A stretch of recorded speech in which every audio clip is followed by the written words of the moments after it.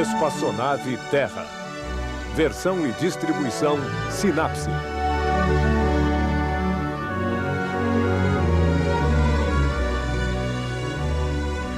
Terra, nossa nave espacial. Bem-vindo a bordo para esta viagem de 1 ano em torno do Sol. Esta semana ocorre o equinócio, o início da primavera. Nós sentimos nossa viagem em torno do Sol graças às estações: verão, outono, inverno, primavera e, de novo, verão. Como seu eixo é inclinado, a Terra se apresenta ao Sol sob ângulos diferentes. Quando a Terra está aqui, o Sol, ao meio-dia, está à vertical do hemisfério sul. Lá embaixo é o verão, enquanto na maior parte do dia, o hemisfério norte está à sombra, é o inverno. Depois, à medida que a Terra avança em sua órbita, a linha onde o Sol tapa a vertical sobe na direção do Equador. O equinócio é o dia em que o Sol está à vertical do Equador. O norte e o sul aproveitam isso igualmente. No hemisfério norte, a primavera começa. Como a Terra continua sua viagem, a linha onde o Sol tapa a vertical continua subindo na direção norte e lá, nos meses de junho e julho, o hemisfério norte terá girado na direção do Sol e os raios chegarão a nós sob um ângulo mais direto. Será verão e fará calor. Depois, nossa viagem continuará. O Sol descerá de novo na direção do Equador, cruzando-o no equinócio de outono de 23 de setembro, desta vez para retornar sob o Equador. Será inverno. Mas, neste momento, o Sol está sobre o Equador.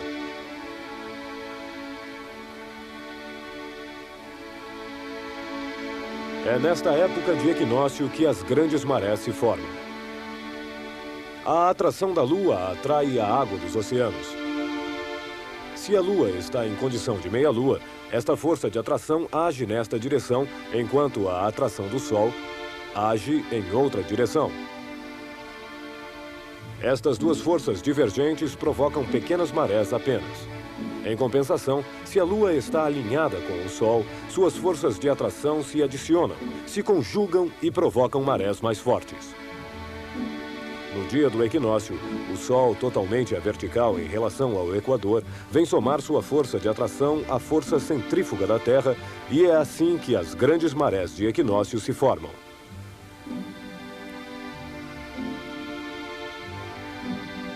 Um outro fator é importante para as marés: a distância da Lua. A órbita da Lua é uma elipse. Às vezes a Lua está longe, às vezes está perto. Quanto mais próxima a Lua estiver, mais forte será a maré. Este ano, por exemplo, as marés mais fortes não acontecem no momento do equinócio, mas em fevereiro, pois nesta época a Lua estava próxima à Terra.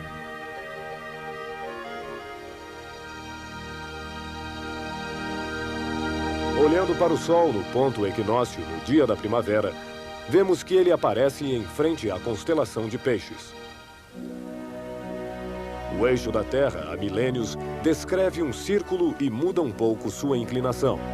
O Equador, evidentemente, também muda de inclinação bem lentamente. Se o Equador muda de inclinação, o dia do equinócio também mudará, já que o equinócio ocorre quando o Sol está à vertical do Equador. Há 3.000 anos, no dia do equinócio, o Sol ficava na frente da constelação de Peixes. Atualmente, ele se encontra no limite desta constelação. Pouco a pouco, durante os séculos que estão por vir, o Sol, no dia do equinócio, não estará mais em Peixes, e sim em Aquário. Veja por que ouvimos falar sobre o começo da Era de Aquário. Os astrônomos chamam isto a precessão dos equinócios. O deslizamento bem lento do Sol, de Peixes, na direção de Aquário.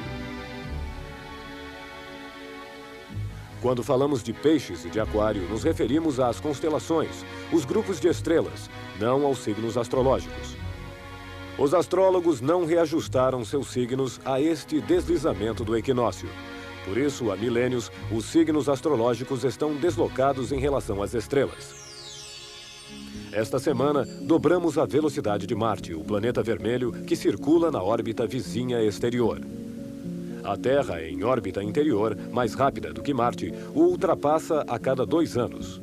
Durante esta manobra de ultrapassagem, deslizamos pouco a pouco entre o Sol e Marte. Sol, Terra e Marte estão alinhados. Marte está em oposição ao Sol. Isso significa que, olhando da Terra no momento em que o Sol se põe a oeste, Marte nasce a leste.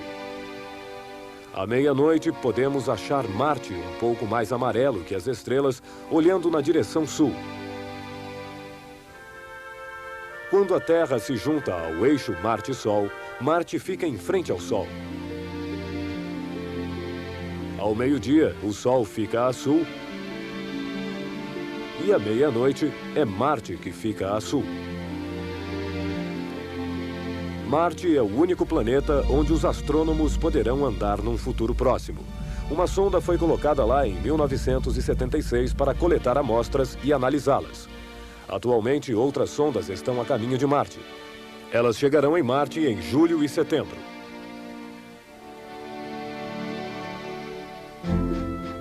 Este fim de semana para localizar Marte entre as estrelas vai ser fácil. Marte estará bem ao lado da Lua.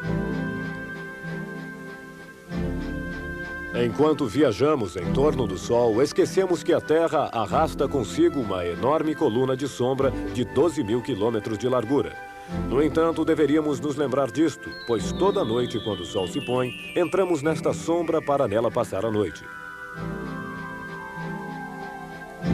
Este fim de semana, na noite de domingo para segunda, será lua cheia. E graças a um eclipse lunar, nós podemos ver a sombra da Terra. Ela vai se projetar sobre a Lua e a obscurecerá.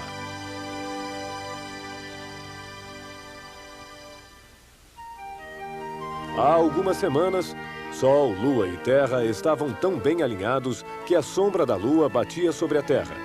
Era o eclipse do Sol que você pôde ver aqui nesta tela. A zona de eclipse total é muito estreita e ele só dura alguns minutos. Após este eclipse solar, a Lua percorreu metade de sua órbita em torno da Terra. Domingo à noite, a Lua se encontrará exatamente na frente do Sol e mergulhará na sombra da Terra. A sombra da Terra é maior do que a da Lua, portanto, o eclipse dura 2 horas. Toda a metade-noite da Terra poderá aproveitar o eclipse lunar segunda-feira às 5 da manhã.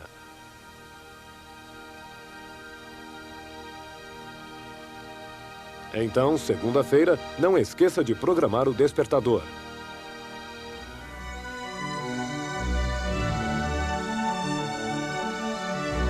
Até o próximo programa. Todos em órbita.